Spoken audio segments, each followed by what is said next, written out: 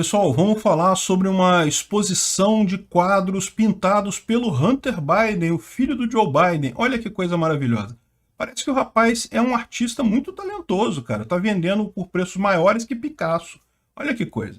Essa notícia foi sugerida por Peter, minha esposa tá grávida. Obrigado aí a quem sugeriu a notícia. Obrigado a você que está assistindo o nosso vídeo. Se você gosta do nosso conteúdo, por favor, deixe o seu like, se inscreva aqui no canal, né? Pois bem, olha que coisa interessante essa história, né? O Hunter Biden, vocês sabem, é o filho do Joe Biden. Ele, deixa eu ver se tem uma imagem dele aqui. É esse rapaz aqui. Ele ficou conhecido por um tal de laptop do Joe Biden. Tinha as histórias que ele foi o CIO de uma empresa na Ucrânia. Umas histórias muito complicadas. A gente já falou sobre isso várias vezes aqui no canal, inclusive sobre a suspeita que ninguém tem certeza, mas a suspeita de que ele é, em última análise, o laranja do pai dele, né? Ele, como eu falei para vocês, o escândalo todo da Ucrânia, né, foi justamente por isso. Na época que o Obama era o presidente, o Joe Biden era vice-presidente, o filho dele, o Hunter Biden, que não fala uma única palavra de ucraniano, se tornou um dos principais diretores de uma empresa de gás, a Burisma, lá na Ucrânia, né? E curiosamente nessa época os Estados Unidos deram uma grande ajuda a empresas de gás na Ucrânia. Assim, logicamente, nada a ver uma coisa com a outra, evidentemente, mas assim, uma curiosidade muito curiosa, ele que não tem nenhuma graduação em engenharia, administração de empresas, nada disso, nunca trabalhou nessa área, não fala ucraniano, mas o pessoal da Ucrânia olhou o currículo dele, achou muito bacana, é muito competente o rapaz, e colocou ele como vice-presidente lá de alguma coisa na companhia de gás lá. Ele fazia um bom salário lá durante um tempo, coisa e tal. Isso foi um escândalo na época, coisa e tal, mas não foi só isso não, tá? Porque nessa história toda tinha envolvimento com a máfia ucraniana, porque a empresa, na verdade, era um fronte para a máfia ucraniana. Tem no laptop, quando saiu o laptop dele, que ele foi um escândalo um pouco antes das eleições de 2020, além das coisas, digamos, moralmente reprováveis, como ele fumando crack e outras coisas assim, ele com prostitutas e coisa e tal, ele supostamente com uma menina muito parecida com a filha do Obama. Além dessas coisas que não tem nada a ver, na verdade, é da vida dele, ninguém se importa com isso, né? Mas é só questão moral. Tinha ali algumas coisas bastante sérias em termos de negociações e e-mails dele com o pessoal da máfia russa, dos chineses, tinha um monte de negociações, ele era sócio de empresas e não sei o que lá, e um monte de coisa. E daí surgiu essa suspeita de que ele era o laranja do pai dele, mas parece que não, parece que o cara é um artista muito talentoso. Cara, é impressionante o talento dele. Olha só que bonitas artes dele aqui, ó, os quadros dele, coisa e tal. Muito bacana mesmo, ele está fazendo uma exposição numa galeria lá no Soho, lá em Nova York, que é um lugar que é muito conhecido por ser extremamente de esquerda, e daí está fazendo, não está fazendo tanto sucesso assim, teve poucos visitantes. Ainda assim, as obras de arte dele estão sendo vendidas por valores muito bons, cara. Ou seja, o cara é realmente muito talentoso. Eu não entendo de arte, eu olho para isso daqui, eu não sei dizer se isso daqui é uma coisa bonita, se é feia, se tem valor, se não tem valor. Eu não entendo nada de arte, mas aparentemente o pessoal que entende de arte está valorizando, porque está custando mais caro que Picasso, né? Bom, tem um pessoal aí que diz que, na verdade, esse mercado de arte todo é uma forma de você legalizar a corrupção, lavagem de dinheiro e coisa e tal.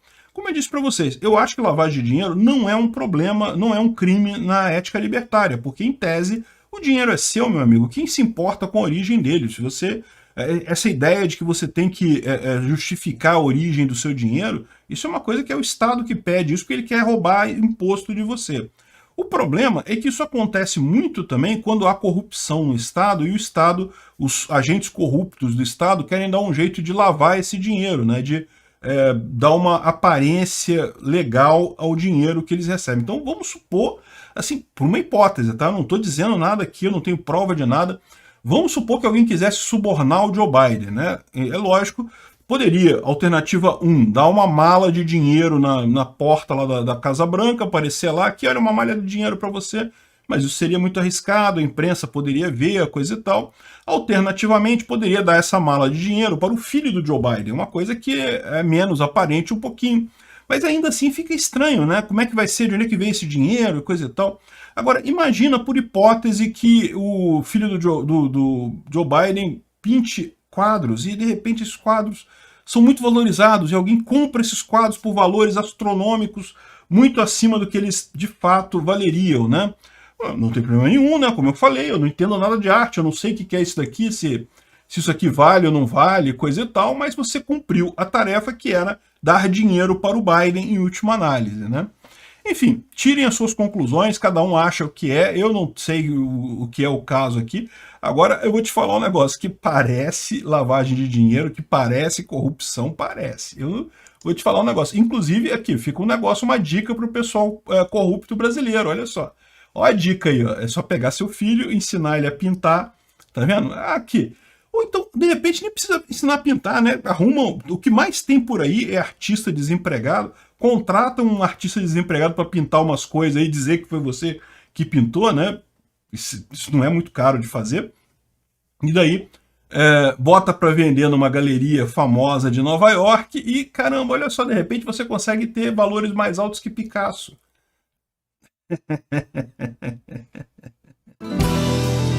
Obrigado por sua audiência. Se gostou do vídeo, por favor, deixe o seu like e se inscreva no canal para aumentar a relevância dele no YouTube. Assim, mais pessoas terão acesso às ideias da liberdade. Considere clicar no sininho e pedir todas as notificações para ser avisado de novos vídeos. Se quiser contribuir sugerindo notícias, vá em nosso site ancap.su, cadastre seu usuário, clique em sugerir pauta. Basta colocar o link da notícia, escolher a melhor foto e confirmar.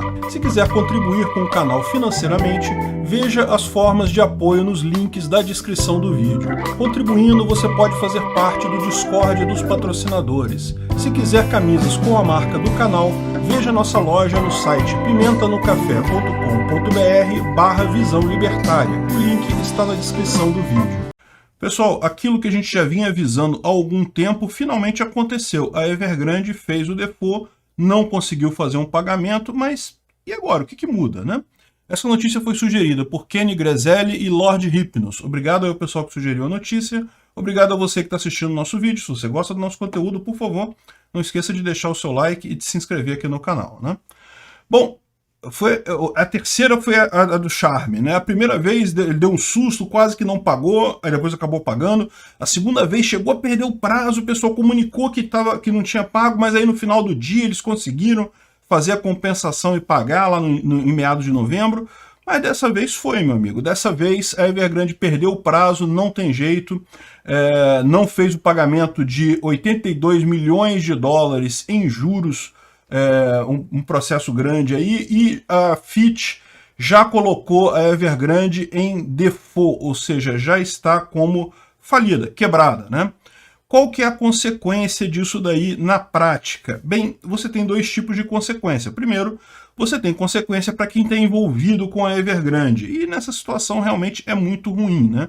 O pessoal já estava esperando que não iria recuperar muita coisa do que tinha de dinheiro lá.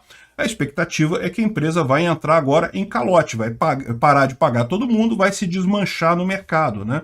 Vai entrar em falência. O processo de falência na China, eu não sei como é que é, não deve ser similar ao processo de falência nos outros lugares, mas provavelmente envolve a empresa simplesmente parar de pagar as pessoas a quem ela deve, parar de entregar o que ela tem que entregar. Ela já vinha com problemas até para contratar pessoas, porque muita gente não queria trabalhar para ela, porque você vai trabalhar para uma empresa e tem risco de não receber, né? Então é melhor não fazer isso. Ela já vinha com essa dificuldade, isso tende a se acentuar. E aí, meu amigo, é aquele negócio de corretora quebrada. A gente aqui no Brasil sabe como é que é isso. Teve o caso da Encol aqui por volta dos anos 2000, para quem não se lembra. A Encol era uma grande construtora, acho que era a maior construtora na época no Brasil, e quebrou. E aí tinha um monte de gente que tinha comprado apartamento na planta, comprado apartamento em construção, não sei o que lá, os prédios ficaram todos pela metade, e é isso mesmo que acontece, né? Algumas pessoas conseguiram entrar na justiça e recuperar o direito de terminar o prédio por conta própria, mas mesmo nesse caso elas tiveram prejuízo, tiveram que bancar, né, a finalização do prédio. Enfim, é uma coisa muito ruim esse tipo de coisa. Para os investidores estrangeiros que tinham emprestado dinheiro para a Evergrande, não preciso dizer, eles estão em apuros agora, vão perder muito dinheiro, as ações da Evergrande estão no lixo, e a tendência é ficarem por lá. Mas esse tipo de coisa, isso, se for só isso, se acabar aí, é o menor dos problemas. Isso é, inclusive, o que a China está dizendo que vai acontecer, né? A China, ela está tentando dominar a narrativa para dizer que o problema da Evergrande é um problema significativo, mas é um problema da Evergrande. Ou seja, a Evergrande vai quebrar, um monte de gente vai perder dinheiro, isso é normal em negócio, você investe, às vezes acontece de você perder dinheiro, né? E isso é o que eles estão tentando deixar claro. O governo não vai ajudar a Evergrande, mas também isso vai ficar contido dentro do mercado chinês, né? O grande problema agora, o que a gente precisa ficar de olho, é justamente se vai ter desdobramentos dessa história. Porque, como eu disse, se for só a Evergrande, é uma tragédia, é ruim, coisa e tal, muita gente perdeu dinheiro, é uma coisa muito ruim, mas meio que não vai afetar. Eu, por exemplo, não tenho nenhuma ligação com a Evergrande, não tenho nada, então não vai me afetar em nada. Para a maior parte das pessoas aqui no Brasil não vai afetar em nada, a menos que você for um dos poucos que tinha dinheiro investido aí nesse tipo de coisa através lá dos Estados Unidos, né? Agora, qual que é o problema dessa história? O problema dessa história é que existe a chance disso não ficar restrito à Evergrande. Como aconteceu aqui no Brasil também, quando quebrou a Encol, as pessoas ficam com receio de comprar apartamento, né? Porque por motivos óbvios. Você vai comprar apartamento na planta, se você não sabe se ele vai ser entregue ou não, depois de uma tragédia dessa, você fica preocupado na hora de comprar novas coisas. E isso meio que já está acontecendo na China. E qual que é o problema disso? O problema disso é que isso afeta todas as outras empresas de construção também. Então a Evergrande quebrou, ok, a Evergrande já era, meu amigo, acabou, não vale mais nada aquilo lá, daqui vai para o lixo agora. Mas e as outras empresas de imobiliárias lá, construtoras na China, agora vão enfrentar um problema sério também. E o que é a grande incógnita dessa história é que você pode falar assim, ah não, mas então o setor de construção civil da China todo, quem investiu nesse troço se deu mal. Vai ter muito chinês chorando por perder dinheiro e coisa e tal, mas acabou aí também, né? Não afeta a gente.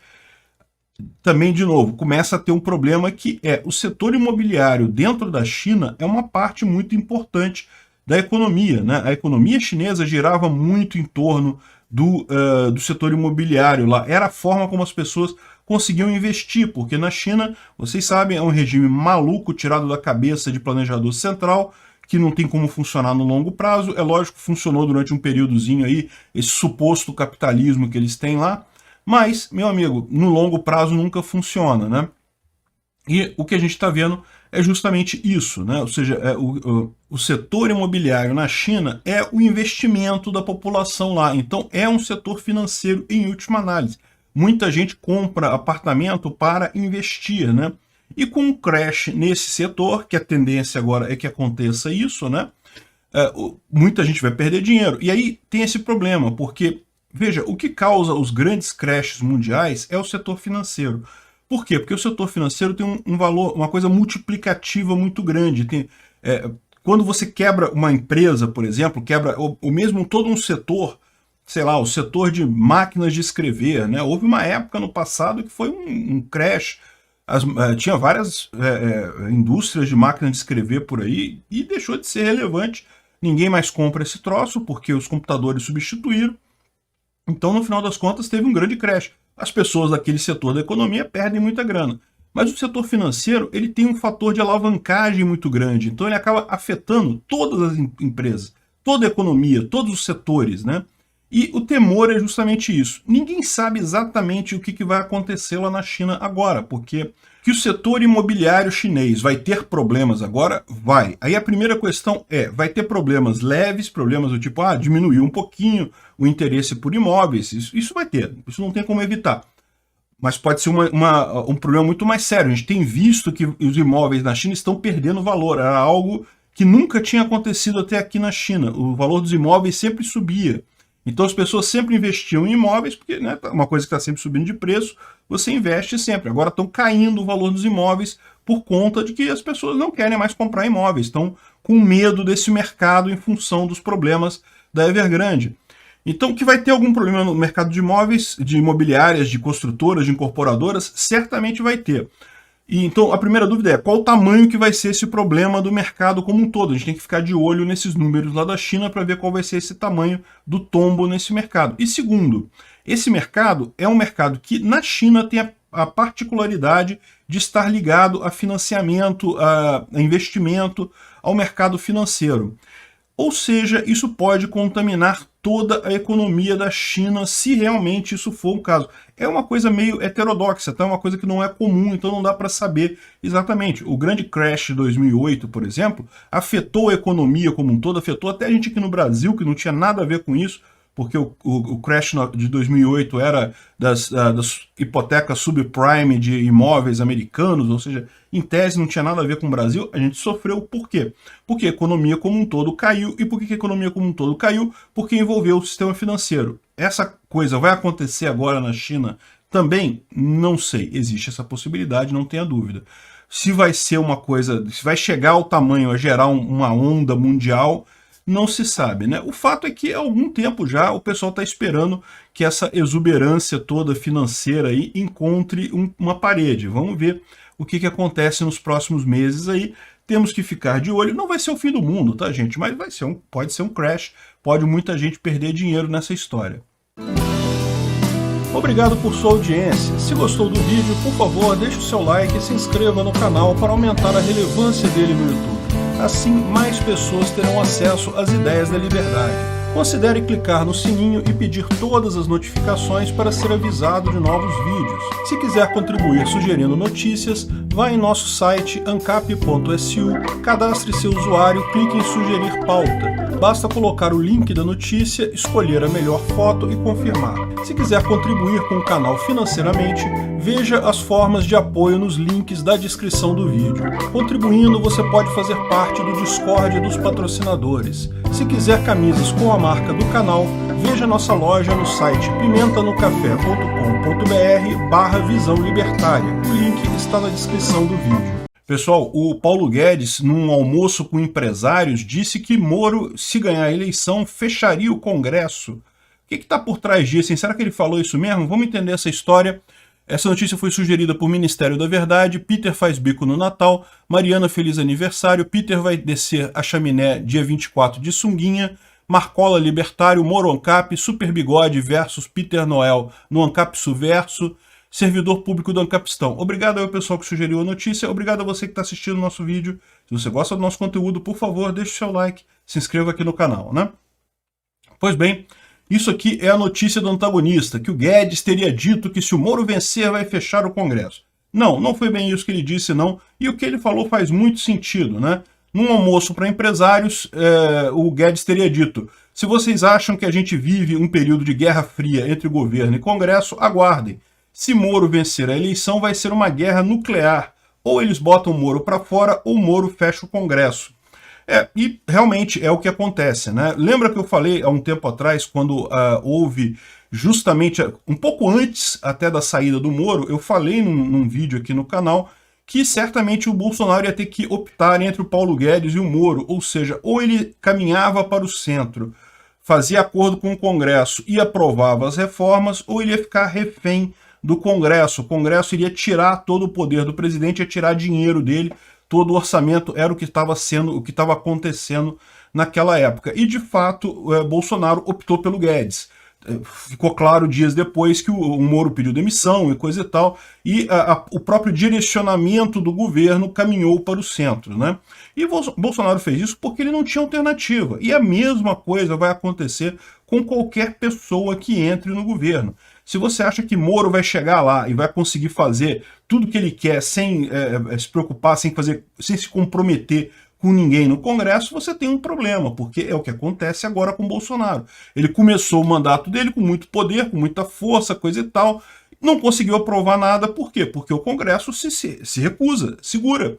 E o fato é, no Brasil a gente tem esse tipo de sistema que, né, justo ou injusto, é o que está aí. É inegável que Bolsonaro, depois que fez essa caminhada para o centro, conseguiu andar com muito mais coisa do que antes disso. Por mais que ele tivesse puro ideologicamente, tivesse uma vontade mais pura e coisa e tal, não tem jeito, você não consegue fazer nada. E quando o Moro entrar nessa situação, ele vai ter uma situação muito pior. Por quê? Porque como ele é um cara mais purista nesse aspecto, como ele já é muito mal visto por muitos deputados e senadores, justamente porque foram perseguidos pelo Moro, certamente você vai ter um enfrentamento muito maior aí. É o que disse o Guedes: ou o Moro fecha o Congresso, ou o Moro vai ser expulso pelo Congresso.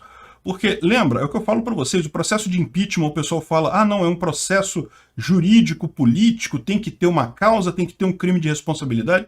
Meu amigo, crime de responsabilidade é uma coisa fluida pra caramba, é altamente subjetivo, dá para puxar qualquer coisa. No final das contas, o que faz diferença é o Congresso. Então, é um negócio puramente político. Se o presidente for indesejado demais pelo Congresso, ele vai cair. É isso que acontece sempre, né? E, bom, de fato, eu não sei nem se o pessoal precisa se preocupar com isso, porque como você vê a última pesquisa aqui, eu não confio nessas pesquisas, tá? Como eu sempre digo, eu acho que isso daí não quer dizer nada, mas mesmo esse pessoal que acredita em pesquisa tem um problema, porque, olha só, o Moro estacionou. Lembra que o pessoal estava falando, o pessoal do antagonista estava falando que Moro vai ultrapassar Bolsonaro em fevereiro, não sei o que lá, Moro está explodindo nas pesquisas e coisa e tal, e não.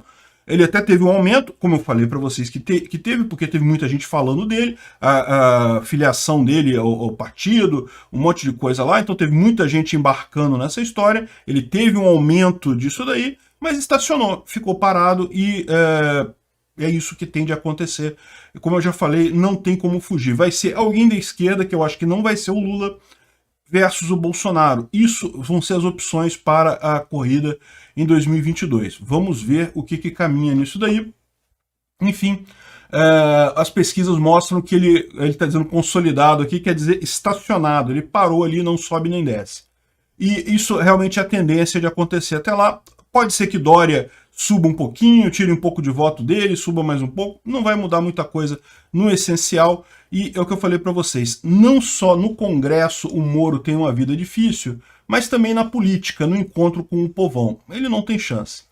Pois bem, para piorar a situação, não é só o Congresso que vai gerar problema com o Moro, tá? Se Moro eventualmente for eleito, né?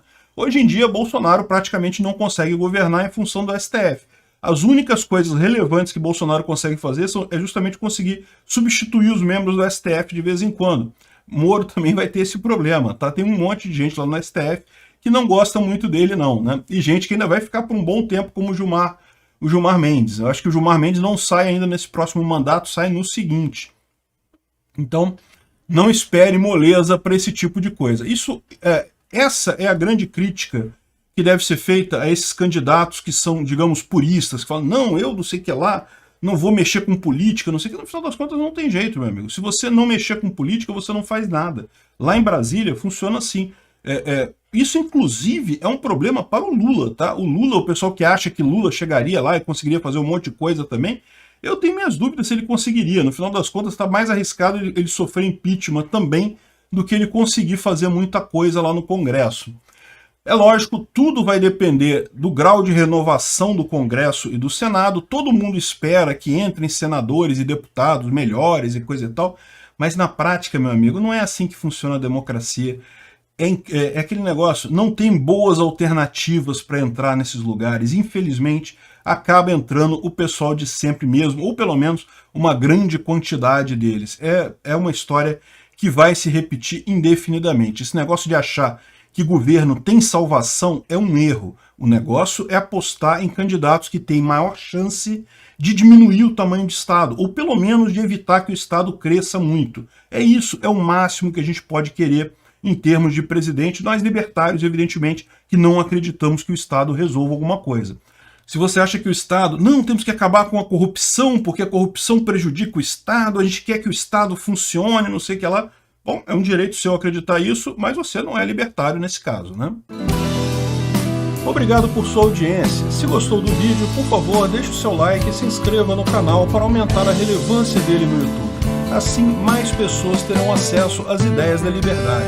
Considere clicar no sininho e pedir todas as notificações para ser avisado de novos vídeos. Se quiser contribuir sugerindo notícias, vá em nosso site ancap.su, cadastre seu usuário, clique em sugerir pauta. Basta colocar o link da notícia, escolher a melhor foto e confirmar. Se quiser contribuir com o canal financeiramente, veja as formas de apoio nos links da descrição do vídeo. Contribuindo, você pode fazer parte do Discord dos patrocinadores. Se quiser camisas com a marca do canal, veja nossa loja no site pimentanocafé.com.br/visão libertária. O link está na descrição do vídeo. Pessoal, vamos falar sobre a decisão do Barrosão do STF que passou a exigir comprovante de vacinação para entrar no Brasil, em passaporte de vacina para entrar no Brasil.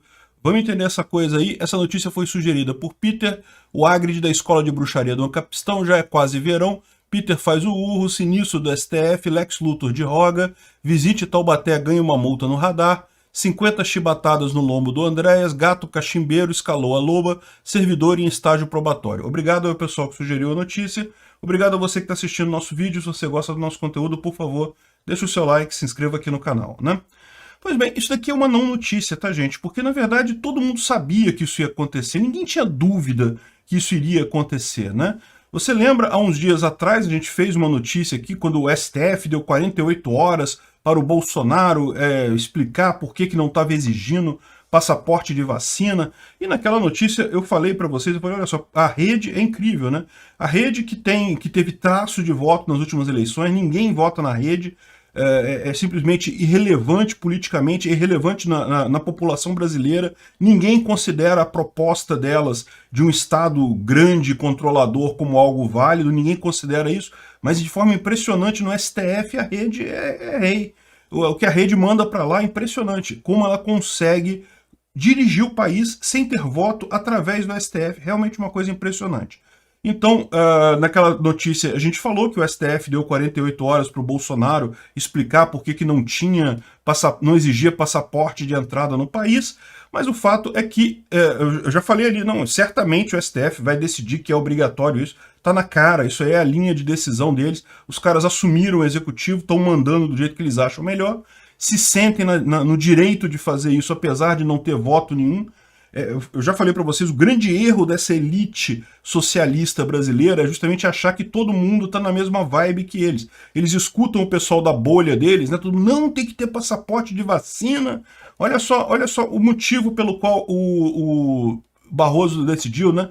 Ah, porque o Brasil pode atrair um turismo anti-vacina que não é desejado. Não é desejado por quem, cara pálida? Como é que você sabe que o Brasil não quer? O Brasil está precisando de grana, não sei se você sabe. Tem uma indústria do turismo que ficou um ano sem poder trabalhar. Aqui no Rio de Janeiro, que é uma cidade que vive do turismo, muita gente está passando dificuldade, coisa. Então o pessoal quer sim, quer um monte de turista, quanto mais melhor.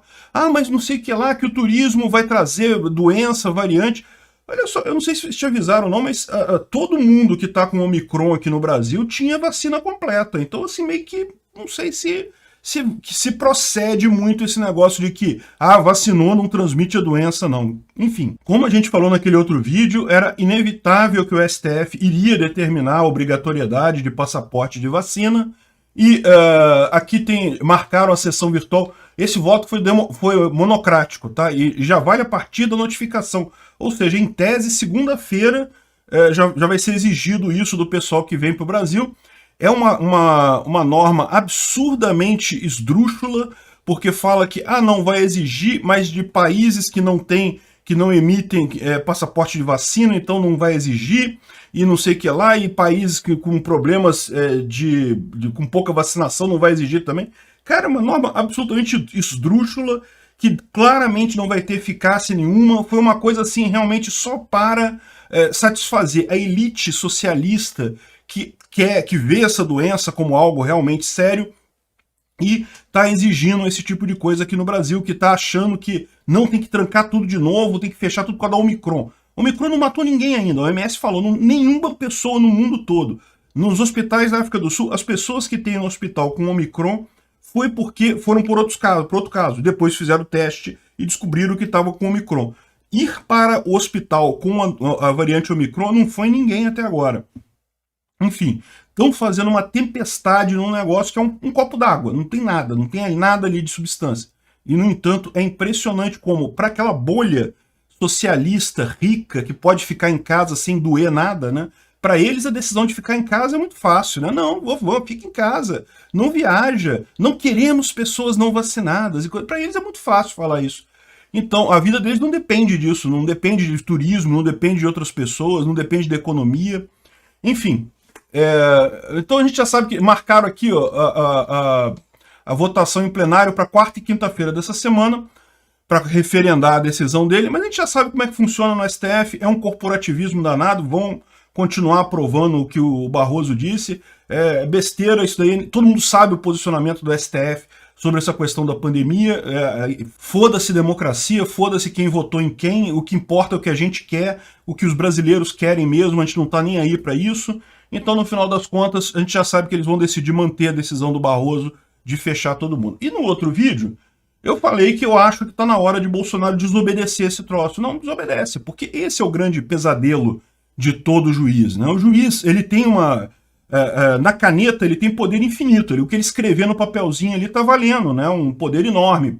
Qualquer juiz, inclusive o juiz do STF. O grande pesadelo do juiz é ele escrever um negocinho no papel e ignorar esse troço, o que não é novidade, já aconteceu um monte de vezes na história.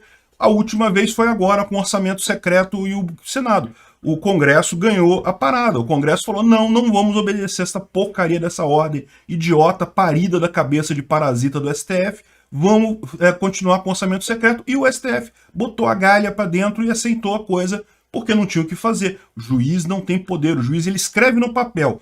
Quem vai garantir que isso é executado são outras pessoas.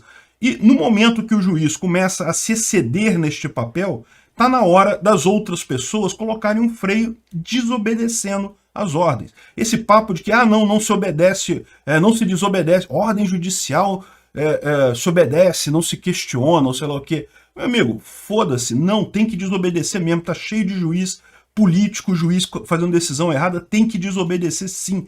Por premissa, decisão judicial injusta se desobedece. Ainda mais num caso desse, que claramente é invasão de poder, invasão de competência. Se o executivo não fizer um negócio desse, vai se enrolar cada vez mais. Não é para bater, não é para mandar cabo e soldado, para derrubar as pessoas, não, desobedece, pronto, simples assim.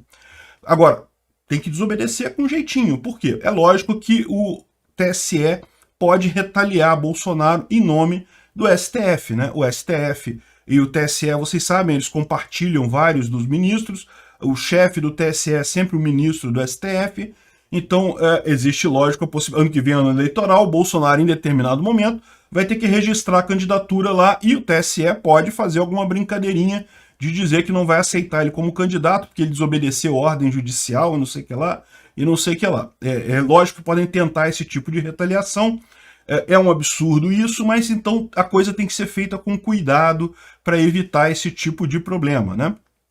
Mas eu acho o seguinte, tá na hora de alguém peitar o STF, porque se continuarem aceitando as ordens absurdas desse pessoal, cada vez mais eles vão governar o país. Acabou, ninguém mais governa, não tem, para que fazer eleição, né? Esquece esse troço, pô. Dá o poder de uma vez pro Barrosão lá, ele que manda em tudo e pronto. Acabou a história, né? Realmente um absurdo isso daí, mas é esperado, tá? Isso aqui ninguém achava que seria outra coisa.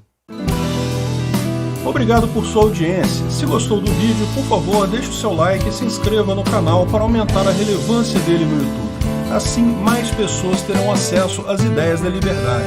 Considere clicar no sininho e pedir todas as notificações para ser avisado de novos vídeos. Se quiser contribuir sugerindo notícias, vá em nosso site ancap.su, cadastre seu usuário, clique em sugerir pauta. Basta colocar o link da notícia, escolher a melhor foto e confirmar. Se quiser contribuir com o canal financeiramente, veja as formas de apoio nos links da descrição do vídeo. Contribuindo, você pode fazer parte do Discord dos patrocinadores. Se quiser camisas com a marca do canal, veja nossa loja no site pimentanocafé.com.br/visão libertária. O link está na descrição do vídeo. Pessoal, vamos falar sobre a Cúpula da Democracia, que foi um evento que o Biden fez e chamou um monte de chefe de Estado, inclusive o Bolsonaro. Vamos entender o que aconteceu, e tem um discurso do Bolsonaro interessante nesse negócio, que a esquerda ficou putaça. Se a esquerda ficou chateada, é porque é bom o discurso, vamos entender. Essa notícia foi sugerida por Rubião, Dolinho Anarco-Espiritualista, Márcio Oak e Atlético Mineiro OCAP. Obrigado ao pessoal que sugeriu a notícia, obrigado a você que está assistindo o nosso vídeo. Se você gosta do nosso conteúdo, por favor, não esqueça de deixar o seu like, se inscrever aqui no canal, né?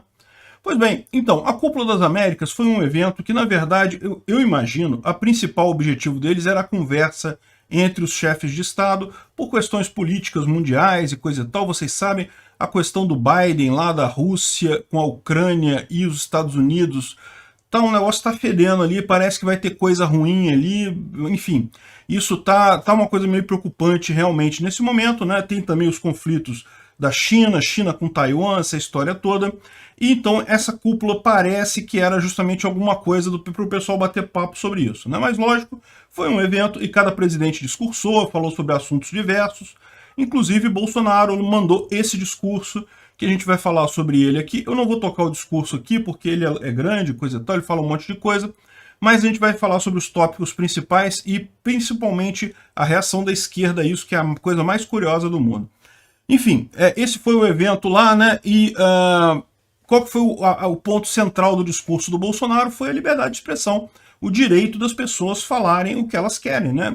Ter direito de liberdade de expressão sempre foi uma pauta, principalmente da esquerda aqui no Brasil. A esquerda sempre lutou por liberdade de expressão, aliás, não só aqui no Brasil, no mundo todo. Chega a ser curioso como agora a esquerda virou contra a liberdade de expressão. Não, liberdade de expressão não é tão importante assim, não. Peraí, se você falar qualquer coisa, você pode falar fake news. Imagina se você fala uma fake news. Então não pode. Liberdade de expressão, mas nem tanto, coisa e tal. É realmente um negócio muito curioso essa história, essa relação da esquerda com a liberdade de expressão, né? Mas então ele falou que o governo brasileiro tem trabalhado na proteção dos direitos humanos e coisa e tal, citou o caso do Daniel Silveira como um caso de prisão política, criticou o STF, falou, olha só, um absurdo isso, e realmente é. E eu achei interessante que ele falou um negócio aqui, aliás, não é nessa notícia aqui, eles não estão falando isso, mas teve uma outra dessas notícias aqui, que eu estava lendo para preparar o vídeo, né? Em que ele fala isso, e ele fala assim, o que vocês queriam que eu fizesse? Será que eles não queriam que eu fizesse alguma coisa? Prenderam o cara justamente para forçar uma ação minha? Tá vendo? Eu falo para vocês que o Bolsonaro assiste o meu canal, porque eu falava exatamente isso. Esse pessoal tá querendo fazer uma coisa para forçar Bolsonaro a tomar uma ação, a fazer um golpe, a mandar o cabo e o soldado lá no STF, alguma coisa desse tipo. E é isso que eles querem, porque se eles conseguirem isso, eles vão conseguir justificar toda a propaganda que fizeram desde o início, de dizer que o cara era um ditador e coisa e tal, e não sei o que lá. Enfim, o que ele fez foi o correto, não cair nesse negócio. É chato pra caramba para o Daniel Silveira, o pessoal tem uma turma aí que fica dizendo, não, que banana, não sei o que lá, não fez nada, não sei o que lá. Mas, meu amigo, é isso daí, não tem o que fazer esse tipo. Cair em provocação é pior, você não pode entrar nessas brincadeiras. E claramente foi uma provocação do STF. O STF claramente fez isso com este objetivo, né? Bom, ele fala aqui, aí o curioso é isso, né? A esquerda, olha só, Bolsonaro ignora fake news e prega liberdade na internet no evento Ibaia. Como assim você defender liberdade de internet se tem fake news? Caramba, olha o que os caras estão falando. Se você tem um problema de fake news, você não pode ter liberdade na internet, tem que bloquear, censura tudo isso, porque tem fake news. Caramba, bicho, é a mesma coisa que falar, é aquela mesma ideia do pessoal, não mata todo mundo porque alguém pode cometer um crime. Pelo amor de Deus, mata todo mundo. Que aí ninguém comete crime, né? Tá todo mundo morto, acabou. Olha que solução linda. Não pode pregar a liberdade na internet porque tem fake news na internet, olha só. E é lindo eles usando os termos liberdade, entre aspas, né? Liberdades individuais. Como assim? Não pode, só liberdade coletiva. Só liberdade social, não existe mais liberdade individual, não. Você é livre para concordar com a esquerda. Se você saiu disso, você pensou por você mesmo, não pode, não, aí não é liberdade de verdade, né? Ele falou que respeita liberdades individuais, é curioso que essas aspas certamente foram colocadas pelo jornalista, mas ele fez questão de não falar isso, né? Como se Bolsonaro tivesse dado esse tom irônico à liberdade. Pensamento, associação e expressão, inclusive na internet. Então é daí que ele está tirando, que está defendendo liberdade na internet.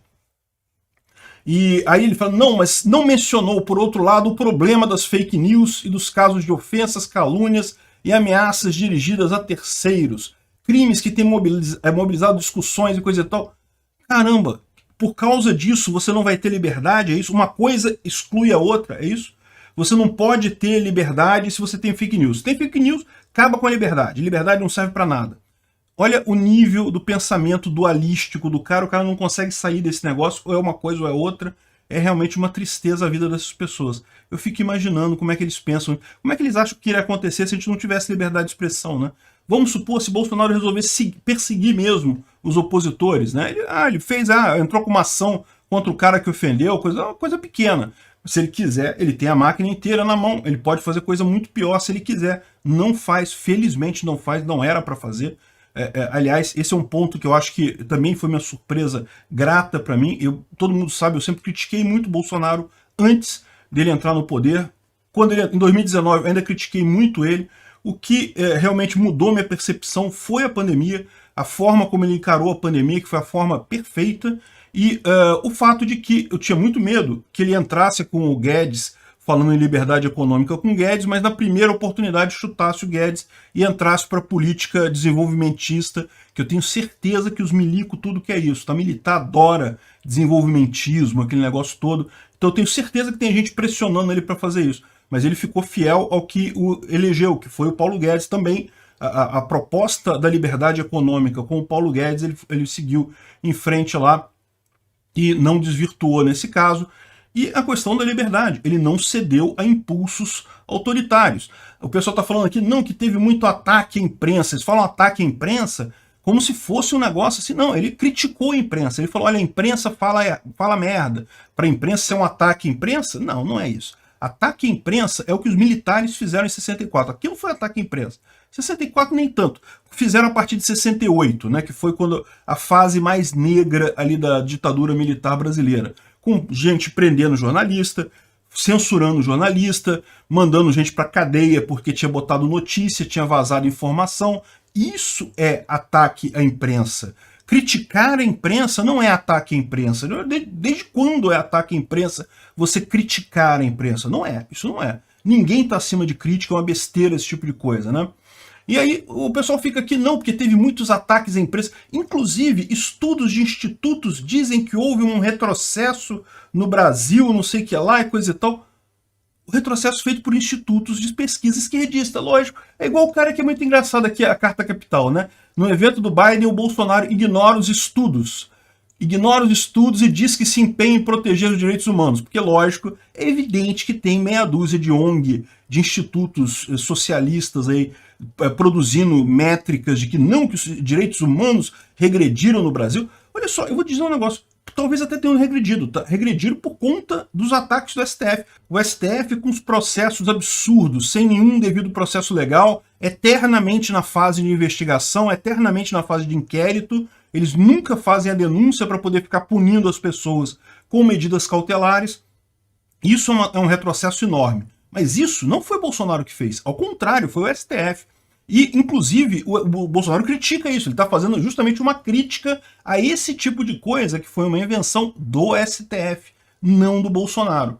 Então, eles tentam jogar a culpa desse troço todo. Eu não sei se é o Instituto Esquerdista que inventou métrica aleatória para poder dizer que Bolsonaro ficou pior os direitos humanos com Bolsonaro, ou se eles estão considerando os absurdos do STF. Uma dessas duas coisas que eles estão considerando. As duas coisas são absurdas, porque não tem lógica nenhuma, não tem relação nenhuma com o Bolsonaro.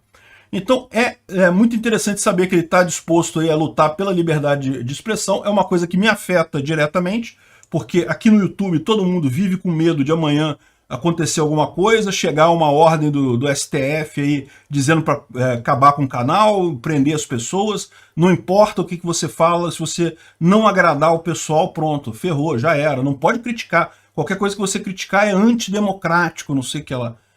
Estamos chegando no nível de Cuba, pô. Cuba que está fazendo isso, está prendendo o pessoal que protesta contra o regime comunista, porque, segundo eles, protestar contra o socialismo é antidemocrático. Olha só, vê se não é a mesma coisa que eles estão fazendo aqui com o STF. Protestar contra o STF, ser contra uma decisão do Supremo é antidemocrático. Como assim? Isso não tem lógica. Esse pessoal é político. O STF sempre foi um órgão jurídico político. Se é político, se é bancado pelo pagador de impostos, é evidente que o pagador de impostos tem o direito de criticar. Eu sou totalmente contrário ao uso de violência, acho que ninguém deve usar violência contra nenhum dos ministros do STF, nem contra o prédio do STF, nem contra nada. Agora, direito de criticar todo mundo tem, até o direito de pedir para fechar. Por que não? A democracia não existe uma fórmula só de governo da democracia, existem várias fórmulas de governo diferentes aí, com vários tipos de justiça. A Inglaterra aí não tinha Suprema Corte até outro dia e deixava de ser uma democracia por isso? Não, não tem isso. Então, no final das contas, esse papo de não pode criticar as instituições e coisa e tal, meu amigo, isso daí é coisa de ditador mesmo. Esse pessoal do STF, sim, está se fazendo o papel de ditador. E eu não duvido nada, como eu falei, o Bolsonaro acertou o ponto aqui. Está fazendo o papel de ditador porque queria forçar Bolsonaro a fazer o mesmo. Isso seria uma coisa que Bolsonaro faria, certamente ele não teria o apoio de todo o exército, teria o apoio só de parte do exército, jogaria o país num problema enorme econômico de relações exteriores e coisa e tal, e aí todo mundo poderia dizer, aí, tá vendo que a gente avisou que ele era não sei o que lá, que ele era ditador, não sei o que lá, não sei o que lá, aí acabava certamente a presidência dele muito rapidamente. Golpe não resolve nada. Então, é isso aí, meu amigo. Ele está com a leitura correta da situação. Não sei se foi porque assistiu o meu canal. Você sabe, né? Isso é uma brincadeira que a gente faz. Mas, de qualquer forma, tomou a decisão correta. Obrigado por sua audiência. Se gostou do vídeo, por favor, deixe o seu like e se inscreva no canal para aumentar a relevância dele no YouTube. Assim, mais pessoas terão acesso às ideias da liberdade. Considere clicar no sininho e pedir todas as notificações para ser avisado de novos vídeos. Se quiser contribuir sugerindo notícias, vá em nosso site ancap.su, cadastre seu usuário, clique em sugerir pauta. Basta colocar o link da notícia, escolher a melhor foto e confirmar. Se quiser contribuir com o canal financeiramente, veja as formas de apoio nos links da descrição do vídeo. Contribuindo, você pode fazer parte do Discord dos patrocinadores. Se quiser camisas com a marca do canal, veja nossa loja no site pimentanocafé.com.br/visão libertária. O link está na descrição do vídeo.